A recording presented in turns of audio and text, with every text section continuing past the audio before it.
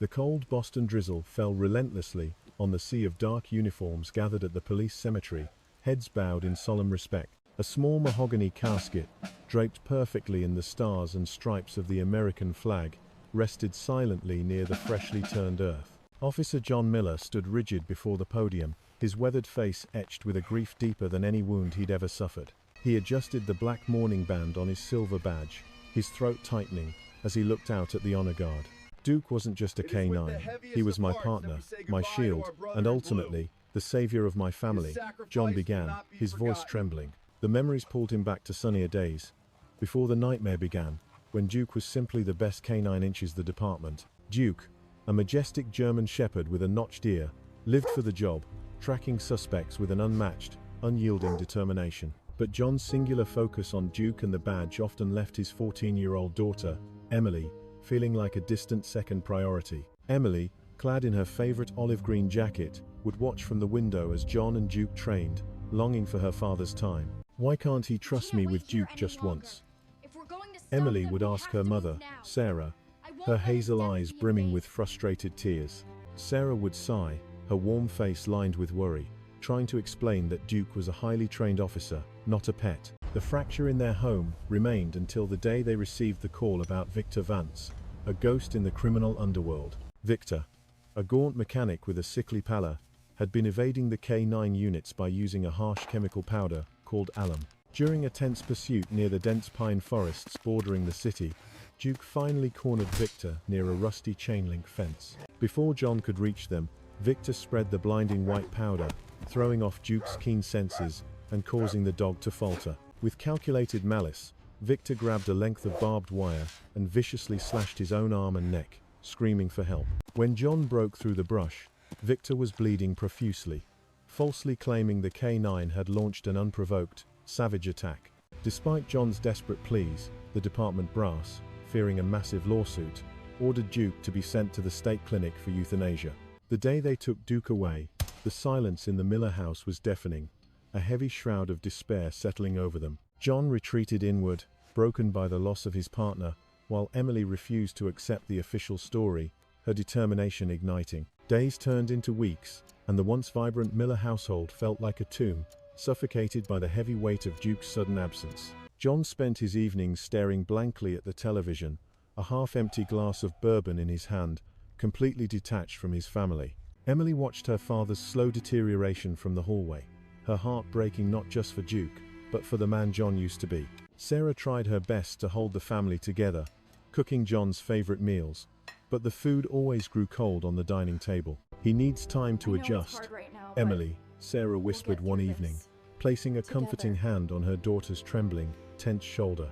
"I know Duke didn't attack that man, Mom," Emily replied fiercely, her hazel eyes locked onto the empty dog bed in the corner. The grim reality seemed to solidify the morning. A sterile, wooden box arrived in the mail, carrying the official seal of the state clinic. John couldn't bear to open it, leaving the small urn of ashes sitting on the kitchen counter like an unexploded bomb. But Emily, driven by a stubborn intuition she inherited from her father, waited until midnight to creep silently into the dark kitchen. With shaking hands, she carefully opened the urn, spreading a small portion of the grey ashes onto a clean sheet of white paper. Remembering John's obsessive tracking of Duke's exact 122-pound weight, Emily quickly did a dry-to-wet weight conversion math equation in her notebook. The numbers simply didn't add up. The volume of the ashes was far too little for a massive German shepherd like Duke. Grabbing a pair of tweezers and a magnifying glass, Emily sifted through the fine dust, her breath catching in her throat at a discovery. Hidden within the grey powder was a tiny, pristine tooth, far too small to belong to an adult canine, perhaps from a beagle. "These aren't Duke's ashes," Emily whispered into the silent room, a fierce spark of hope igniting in the dark void of her grief. The next morning, Emily sneaked into John's home office, pulling up the official crime scene report detailing Victor Vance's alleged brutal attack. She noticed a recurring detail in the margins, the presence of potassium aluminum triphosphate, a chemical commonly known as alum powder. Typing furiously on her laptop, Emily discovered that alum was heavily used as a high-speed drill bit lubricant in industrial metal shops. It was the exact type of heavy machinery used at the greasy mechanic shop where Victor Vance supposedly worked his day shift. Armed with a camera and her father's stubborn sense of justice, Emily quietly slipped out the back door, heading toward the industrial district. I sat entirely paralyzed by my own suffocating grief, completely unaware that my brave 14-year-old daughter was marching into danger. Emily navigated the decaying industrial outskirts of Boston alone, her small hands tightly gripping the digital camera inside her jacket pocket. The mechanic shop, where Victor Vance worked, was a rusted, decaying structure, oozing with the sickly smell of stale motor oil. Slipping through a broken side door, she found herself inside the cramped, shadowy workshop, her heart pounding fiercely against her ribs. Harsh fluorescent lights flickered violently overhead, casting deep, jagged shadows across the greasy concrete floor and the dismantled motorcycle engine part. She crept toward Victor's heavy workbench, immediately spotting a large industrial tub labeled as potassium aluminum triphosphate sitting near the tools. Emily raised her digital camera with trembling fingers, quickly snapping clear photographs of the white alum powder and the surrounding equipment. Next to the chemical tub, she discovered a specialized glass cutting tool, the exact instrument used in the recent string of burglaries. She had found the undeniable link, the solid proof needed to clear Duke's name and expose Victor Vance's carefully orchestrated lies. Meanwhile, at a secure state veterinary clinic located hours away in the dense countryside, a supposed cremation had never actually happened. The lazy, negligent clinic workers had simply falsified the official paperwork, keeping the majestic German Shepherd locked inside a cold steel cage. Duke possessed an intelligence far beyond a normal dog, and he watched the careless technicians with sharp, calculating, and observant eyes. When an exhausted worker carelessly left the heavy kennel door, slightly unlatched, my brilliant partner instantly recognized his fleeting window of opportunity. With a powerful surge of pure muscle, Duke slammed his broad shoulders against the metal grate, forcing the heavy door wide open. He sprinted silently down the sterile white hallway, his claws finding traction on the linoleum as he bypassed the sleeping night guard. Bursting through a faulty rear-loading dock door, Duke lunged out into the freezing, rain-soaked night, finally breathing in the fresh air. The deep bond we shared pulled at him like an invisible, magnetic tether, guiding his internal compass directly toward our suburban home. He plunged into the desolate, wet pine forests, embarking on a grueling, perilous journey across the treacherous and unforgiving American wilderness. Rain battered his black and tan coat, but the memory of Emily's gentle touch and my commanding voice fueled his relentless run. Driven by absolute loyalty and unfinished business, Duke vanished into the thick volumetric fog, determined to protect the family he truly loved. Emily carefully lowered her digital camera, her heart hammering against her ribs as she secured the vital photographic evidence inside her jacket pocket. Suddenly, the harsh scraping sound of heavy work boots echoed against the concrete floor, signaling Victor Vance's unexpected and premature return to the shop. Panic seized her small frame, forcing her to scramble silently behind a massive stack of rusted tractor tires, just as the heavy door swung open. Victor stepped into the sickly greenish light of the garage, wiping grease from his gaunt face while muttering angrily under his breath about the police. He paused near the wooden workbench, his sharp, sunken eyes narrowing as he noticed the slight disturbance around his hidden industrial chemical tub. Emily held her breath in the dusty shadows, squeezing her eyes shut as a single bead of cold sweat traced a path down her pale cheek. Victor slowly picked up the specialized glass-cutting tool, his fingers tracing the metal edge as a sinister, paranoid suspicion began to take root in his mind.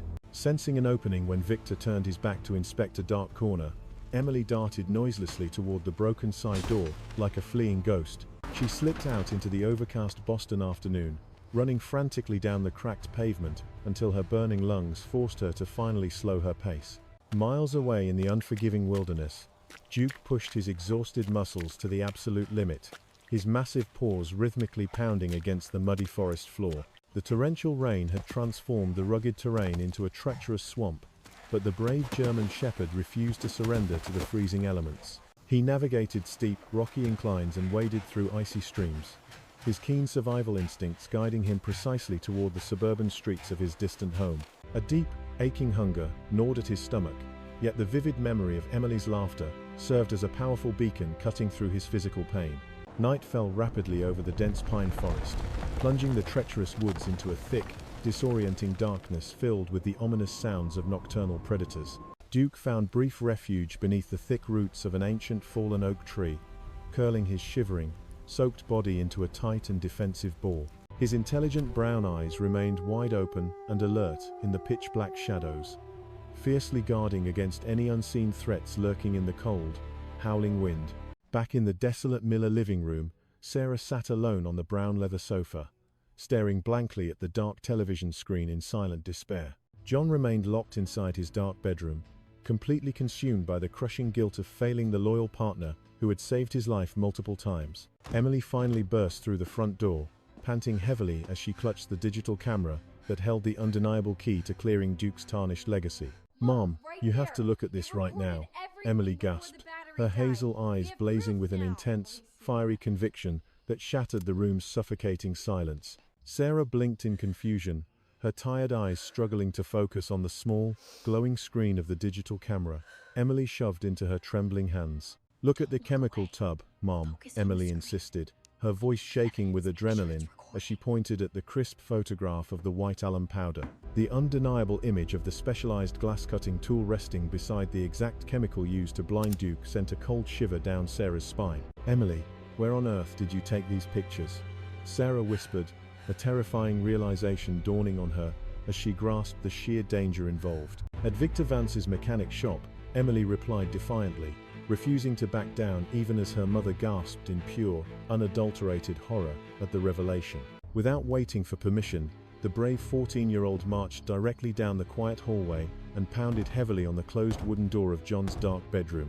John slowly pulled the door open, his rugged face pale and haggard, reeking faintly of stale bourbon and carrying the crushing weight of profound defeat. "Dad, you need to look at this right now," Emily commanded, pushing past his towering frame and forcing the glowing digital camera into his view. Reluctantly, the grieving officer squinted at the tiny screen, his professional instincts suddenly flaring to life as the undeniable photographic evidence registered in his brain. The heavy fog of depression instantly lifted from John's sorrowful eyes, replaced by the sharp, calculating gaze of a seasoned Boston K-9 police officer.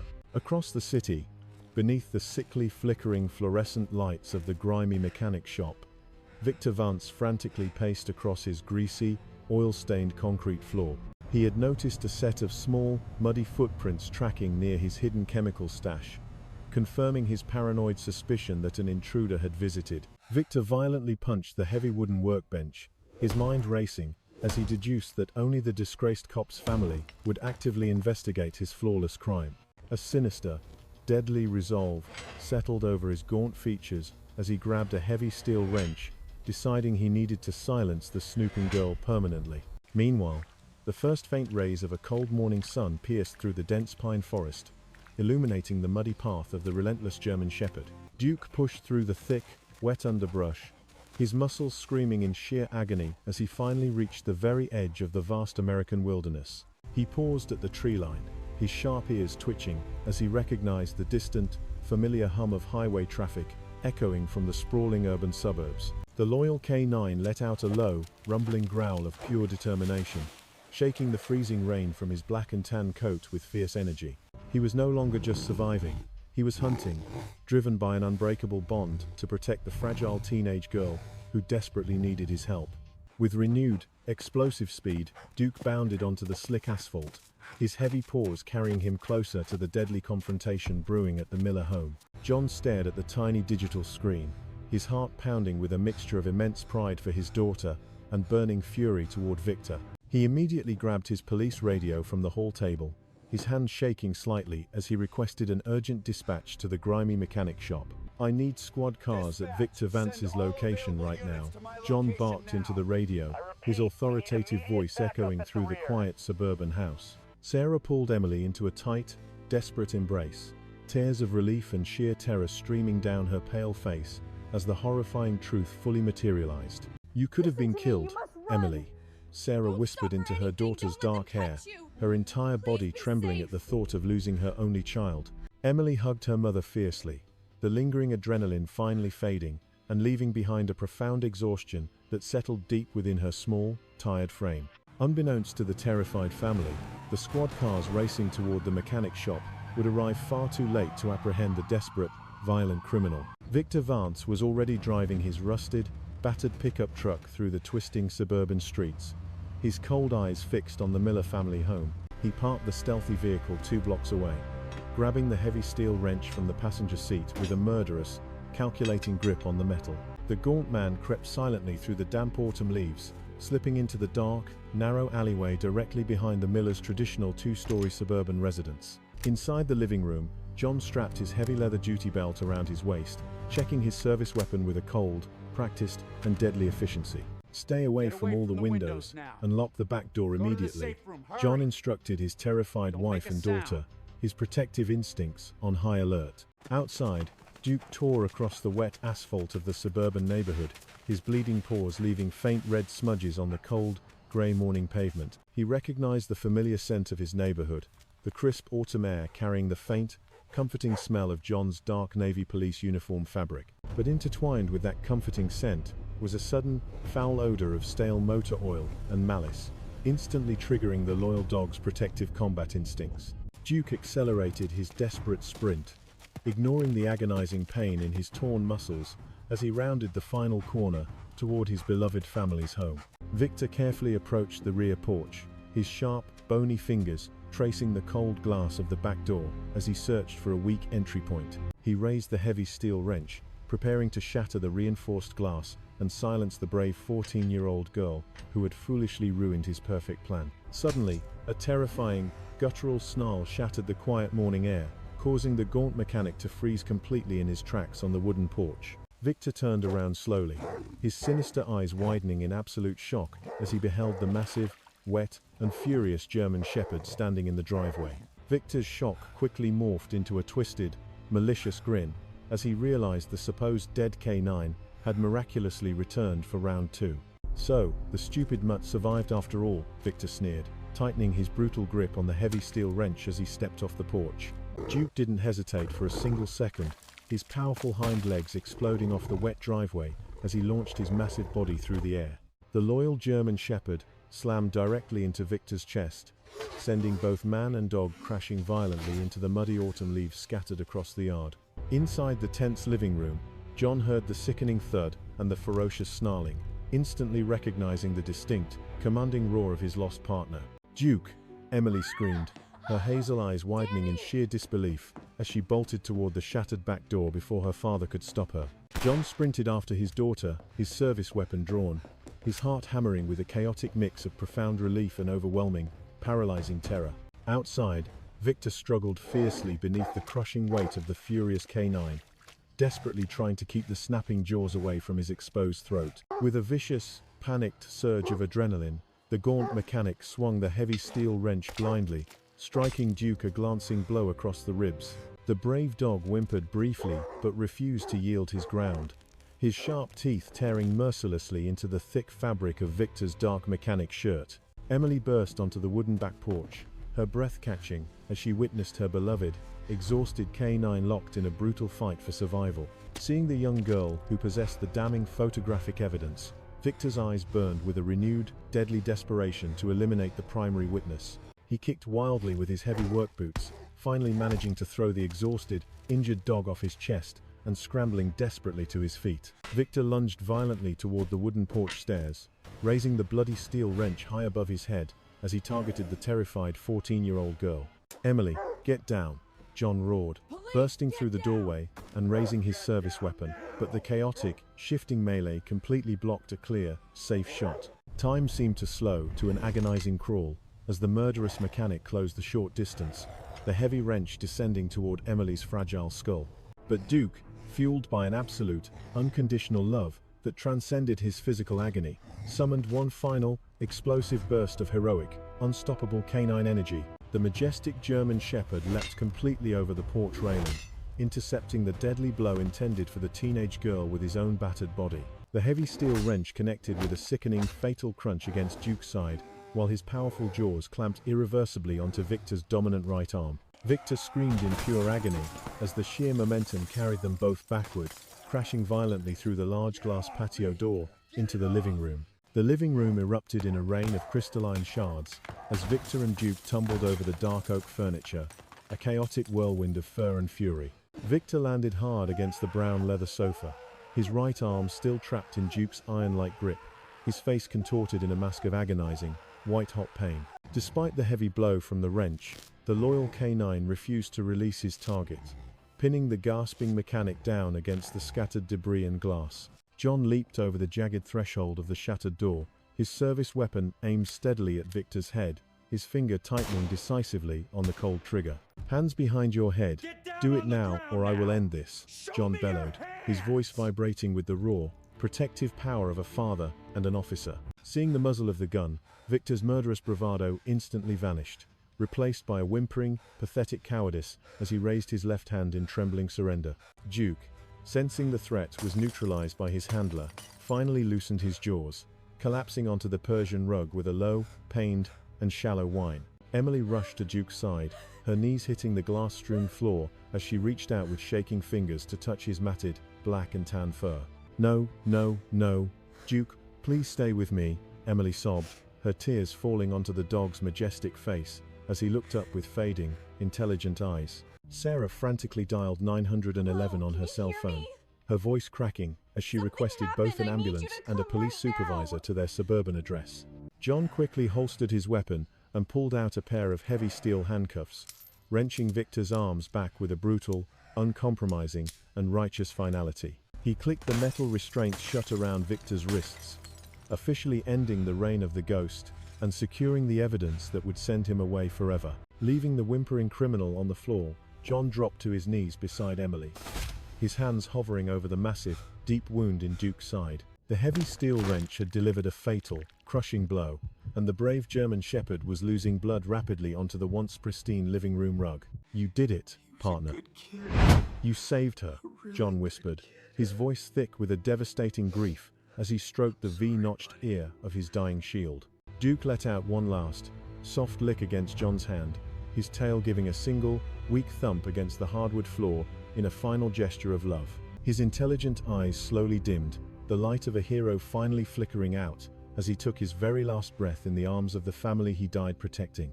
The distant wail of sirens grew louder, their blue and red lights reflecting off the neighborhood trees. But for the Miller family, the world had gone silent. Emily clung to the dog's lifeless body, her hazel eyes reflecting a profound, soul-crushing loss that no amount of justice could ever truly hope to repair.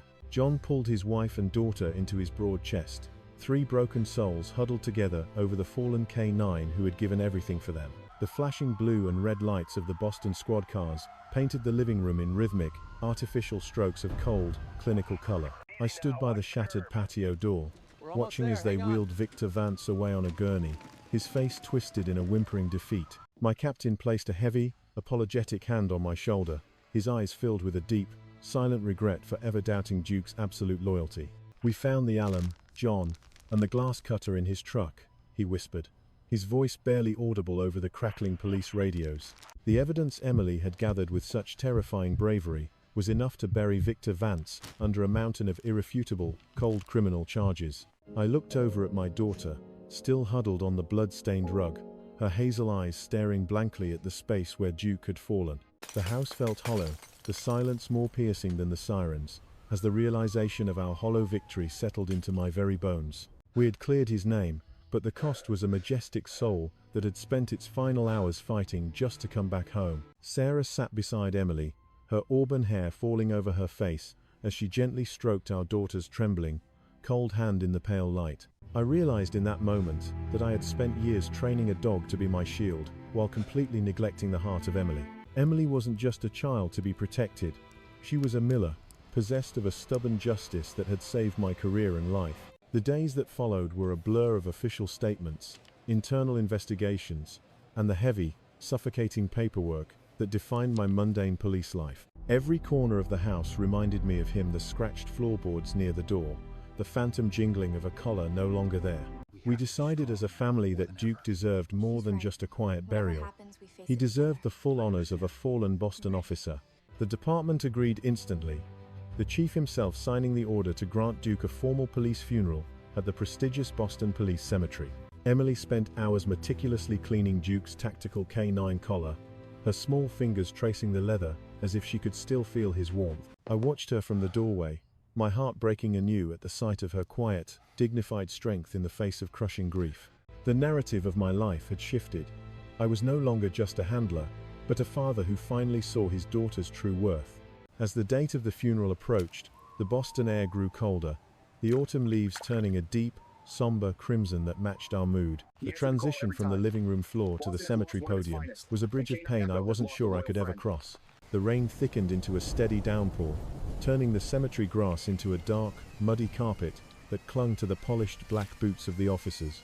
A vast sea of black umbrellas formed a somber canopy over the gathered crowd, their surfaces glistening under the heavy, low-hanging grey Boston clouds. John gripped the sides of the wooden podium, his knuckles turning white, as he stared down at the small flag-draped casket resting on the wet earth. Every eye in the department was fixed upon him, a silent pressure that felt like a physical weight pressing against his broad, dark, navy-clad chest. To his left, Emily stood beside her mother, her pale face framed by wet strands of dark hair as she clutched Duke's polished tactical K9 collar. Sarah's hand rested protectively on Emily's shoulder, her own auburn hair dampened by the mist, her expression one of quiet, resilient, and profound maternal strength. John cleared his throat, the sound echoing hollowly through the amplified microphone and bouncing off the rows of silent, white marble headstones in the distance. They tell us in the academy that a K9 is a tool, a specialized resource for the department to deploy in times of extreme domestic crisis. He paused, his voice cracking slightly as the memory of Duke's final, soft lick against his hand flashed vividly through his tortured, grieving mind once more. But anyone who has ever truly walked a beat with a partner like Duke knows that the word tool is a pathetic, hollow, and insulting lie. The gathered officers remained motionless, the only sound being the rhythmic drum of the rain against the umbrellas and the distant, mournful wail of a city siren. John looked directly at Emily, seeing the reflection of Duke's unwavering courage in her hazel eyes, and he felt a sudden, powerful surge of paternal pride. Duke was the conscience of my career, the silent observer of my failures, and the fierce protector of everything I hold dear in this fragile life. He began to recount the story of how Duke had first saved him, years ago, when a desperate car thief had nearly ended his life on a cold night. The crowd listened in rapt silence, as John described the majestic German shepherd's leap of faith, taking a bullet through the ear to shield his human handler. It was that first act of selfless sacrifice that had forged an unbreakable bond, a sacred pact between man and beast that Victor Vance could never shatter. John's hand reached out instinctively to adjust the black mourning band on his silver badge, a gesture of respect for the partner who was no longer there. He fought his way back across the state, broken and exhausted, not because he was trained to, but because he was a miller through and through. The rain seemed to soften for a brief moment, as if the heavens themselves were paying a quiet, somber tribute to the fallen hero of the Boston K9. He knew his family was in danger, and he refused to let his final chapter be written by the lies of a gaunt, pathetic coward like Victor. John's voice dropped to a whisper, the rain slicking his hair as he recalled the terrifying moment the living room glass finally shattered into pieces. Inside that memory, the gaunt mechanic lunged with the heavy steel wrench, his eyes wide with a desperate, murderous intent to silence my brave Emily. Duke was a blurred streak of black and tan fur, intercepting the descending metal with a ferocity that only a true partner could ever possess. The sound of the wrench striking Duke's ribs was a sickening, hollow thud that echoed through the room, louder than any gunshot I'd ever heard. Even with his lungs collapsing, Duke clamped his powerful jaws onto Victor's arm, pulling the monster away from my terrified, screaming, and helpless daughter.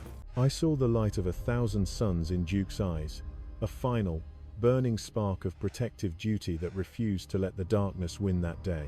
We crashed together onto the glass-strewn rug, a chaotic tangle of life and death, until I finally felt the cold metal of my heavy handcuffs. Victor was broken, his pathetic lies finally exposed by the very creature he tried to destroy with his chemicals and his cruel barbed wire traps. But as the cuffs clicked shut, I looked down to see the beige Persian rug turning a dark, terrible crimson beneath my loyal partner's wounded side. Emily was already on her knees, her small hands buried in Duke's thick coat, her tears mixing with the blood on the glass-covered living room floor. The majestic German shepherd looked at me, his breathing shallow and ragged, his tail giving one last, heartbreaking thump against the dark, polished hardwood floor. I dropped my service weapon and gathered him into my arms, feeling the warmth of his life slowly slipping away into the cold Boston night air. He gave my hand a final, weak lick, a quiet forgiveness for the weeks I spent doubting his spirit and his absolute, unwavering, and heroic truth. In that moment, the silver badge on my chest felt heavy and hollow, a piece of cold metal that couldn't compare to the heart of my dog.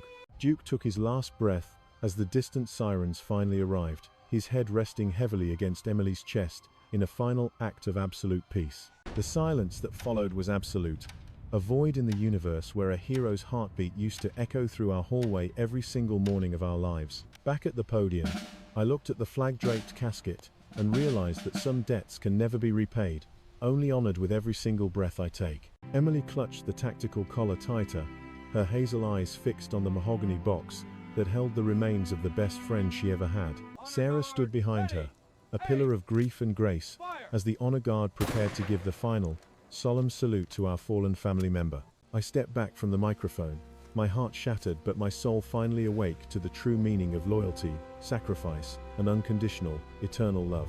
I stepped away from the podium, the wet gravel crunching beneath my boots, as I took my place beside Sarah and Emily, my heart heavy with duty. The commanding officer of the honor guard stepped forward, his voice a sharp, disciplined bark that cut through the somber Boston drizzle like a jagged razor blade. 7 officers raised their silver rifles in a synchronized, haunting motion, their dark navy uniforms standing out against the rows of silent, white marble headstones in distance. Ready, aim, fire.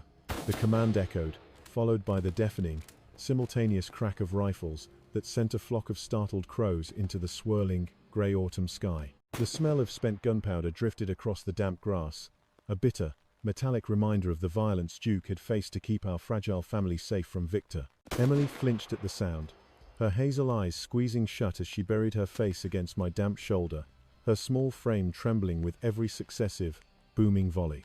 3 volleys for a fallen hero, 21 shots that shook the very foundation of my soul, marking the final, ultimate transition of my partner from life to legend. Then came the silence, a heavy, suffocating blanket of quiet that was broken only by the mournful, distant wail of a single bugle beginning the haunting notes of taps. The slow, melodic notes drifted over the cemetery, a weeping song for a majestic soul who had traveled through the darkest wilderness just to save those he loved. Beside me, Sarah wiped a stray tear from her cheek, her auburn hair matted by the rain, her eyes reflecting the absolute, crushing weight of our collective loss. 2 officers in white gloves approached the small, dog-sized mahogany casket, their movements precise and respectful as they reached for the crisp edges of the American flag.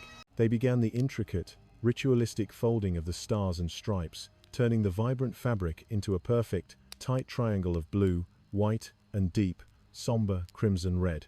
Every fold was a testament to Duke's service, his bravery, and the blood he spilled on our living room rug to ensure Victor Vance never hurt another innocent person.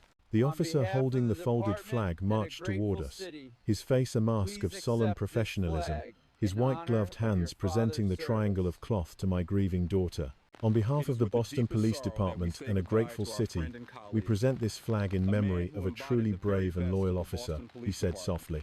Emily reached out with trembling fingers, her hazel eyes fixed on the flag as she clutched it against her chest, right next to Duke's heavy-duty tactical canine collar.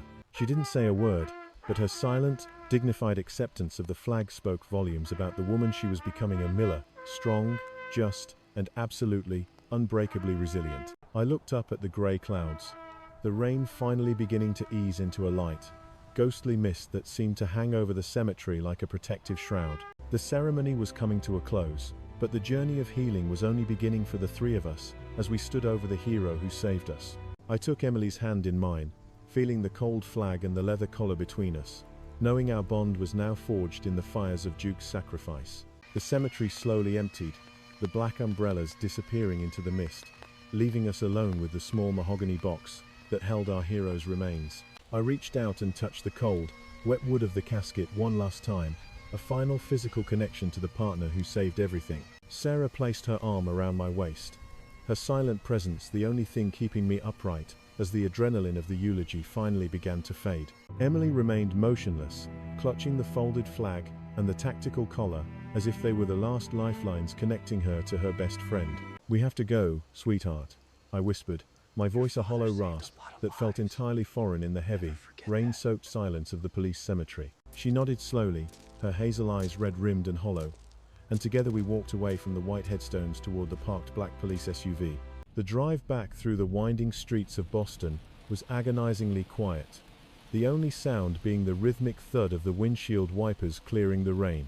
I watched Emily in the rearview mirror, seeing her small hands still gripping the leather of Duke's collar, her knuckles white with a desperate, grieving intensity. Every intersection reminded me of a patrol, every park a place where Duke would have strained at his leash, his ears perked for any trouble. When we finally pulled into our wet asphalt driveway, the house looked different.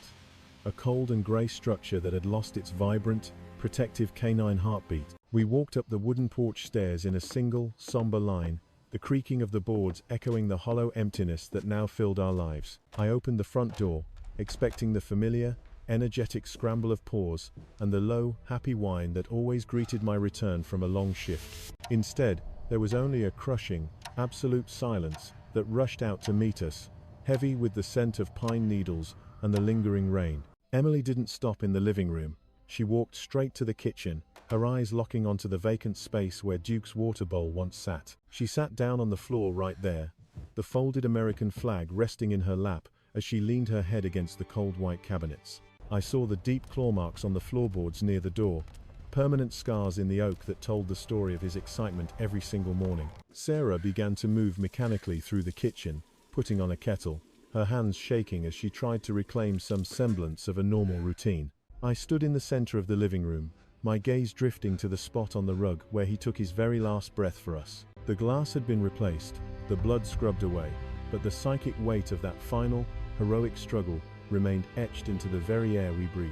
I realized then that while Victor Vance was behind bars, the true cost of our safety was a hole in our hearts that would never close. I sat on the edge of the sofa, the silence of the house pressing against my ears, like a physical force that I couldn't escape. My eyes remained fixed on a framed photograph of Duke and me at the academy, back when the world felt simple and the law was absolute. Emily walked into the room, her oversized olive green jacket hanging off her slight shoulders, her hazel eyes reflecting a maturity far beyond her 14 years. She held the digital camera in her lap, the one containing the evidence that had finally ended Victor Vance's reign of terror over our city.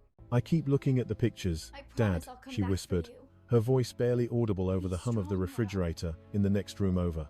I moved to sit beside her, the dark oak floor creaking under my weight, and I finally saw the person my daughter had truly become. She wasn't just a child I needed to shield. She was the partner I didn't know I had, the one who fought for the truth. Together, we scrolled through the images of the mechanic shop, the alum powder, and the glass cutter that had nearly cost us our lives. "He knew, Dad," Emily said, her finger tracing Duke's silhouette in one of the blurry photos she had taken during her independent and dangerous investigation. "He knew I was there, and he came back to make sure I was okay, even when he was hurt and so very far away." A lump formed in my throat, a suffocating mixture of pride and devastating guilt that I had ever doubted the dog's absolute, unwavering loyalty. I reached out and took her hand, the one still clutching Duke's tactical collar, the leather worn and smelling faintly of rain and old pine. "I was wrong about a lot of things, Emily," I admitted, the words feeling heavy and difficult to speak in the dim evening light of our home. Sarah joined us then, her warm face etched with a lingering worry that I knew would take years to truly fade from her auburn eyes. We sat in a small circle of grief, the three of us huddled together on the rug where Duke had made his final, heroic stand. The moonlight began to filter through the new glass door, casting long, silver shadows across the room that seemed to dance with Duke's phantom memory. I realized that while my badge represented my duty to the city, my family was the only true sanctuary I ever really needed to protect. Emily leaned her head against my shoulder, her breathing finally slowing into a peaceful rhythm as she clutched the folded flag against her beating heart. The house felt cold, but for the first time in weeks, it didn't feel entirely empty. A sense of purpose had finally begun to return. We were the Miller family, and though we were broken, we were also survivors, forever guarded by the ghost of the majestic German shepherd. The final haunting notes of taps drifted into the heavy mist, leaving a silence that felt as vast and hollow as the empty kennel in my garage. I stepped back from the podium, my dark navy uniform soaked through with the persistent Boston rain, feeling the physical weight of Emily's intense, grieving gaze. Emily clutched the folded American flag to her chest, her fingers brushing the cold, silver buckle of Duke's black tactical canine collar with a quiet, sacred reverence. Sarah reached out to take my hand, her auburn hair plastered to her cheeks by the damp air, her eyes reflecting the absolute, shared pain of our loss. The honor guard marched away with a rhythmic, mechanical precision, their black boots treading softly on the wet, emerald green grass of the hallowed police cemetery grounds.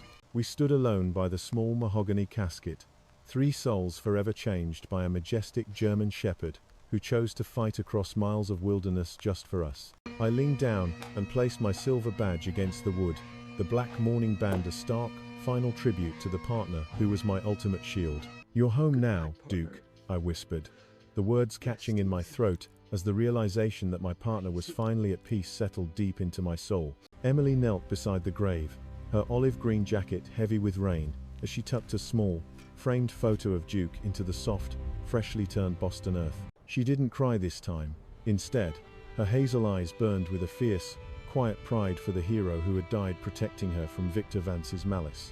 We walked slowly toward the car, the rhythmic beat of the rain on the cemetery umbrellas fading as we left the silent rows of white marble headstones. The drive home felt different than before, the crushing silence replaced by a new, unspoken understanding of the absolute loyalty that now bound our broken family together.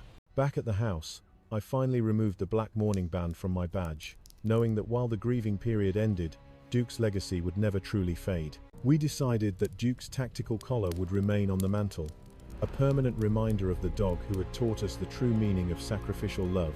Emily returned to her studies with a renewed, sharp focus, her father's daughter through and through, carrying a stubborn sense of justice into every single thing she did. Every morning, I still look for him near the back door, half expecting to see those intelligent brown eyes, and that familiar, V-shaped notched ear, twitching in anticipation. The claw marks on our dark oak floorboards are no longer scars of damage, but cherished maps of a life lived with absolute, unconditional, and heroic canine devotion. Victor Vance remains behind bars, a gaunt shadow of a man forgotten by the world, while the name Duke Miller is spoken with reverence in every precinct. I am a better man now, a better father, because I finally learned to trust the instincts of the daughter who saved my partner's tarnished, heroic name. We are the Millers, and we walk forward into the cold Boston wind together, forever protected by the memory of our majestic, loyal, and brave fallen hero.